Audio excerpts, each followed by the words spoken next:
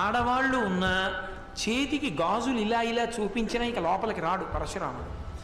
అందుకని కొంతమంది క్షత్రియులు గాజులు వేసుకుని ఆయన వస్తుంటే చేతులు బయటికి పెట్టి చప్పుడు చేశారు. ఆడవాళ్ళు ఉన్నారని వెళ్ళిపోయాడు. అలా బతికారు కొంతమంది. మిగిలిన వాళ్ళందరినీ చంపేశాడు. శిశువుల్ని కూడా మిగల్చలేదు. 21 మాటలు భూమండలం అంతా తిరిగి క్షత్రియులన్న వాళ్ళని విడిచిపెట్టకుండా సంహరించి ఈ నెత్తురంతా తీసుకెళ్ళి కురుక్షేత్రంలో 5 హ్రదములు తవ్వాడు. 5 చెరువులు తవ్వి 5 చెరువులు ఈ క్షత్రియుల యొక్క నెత్తుటితో నింపాడు. వాటిని శమంతక పంచకం అని పిలుస్తారు. 5 నెత్తుటి చెరువులు చేసి 5 నెత్తురు తీసి తండ్రికి పితరులకు తర్పణం చేశాడు. అది ఆవేశం. అందుకని ఆవేశావతారమే.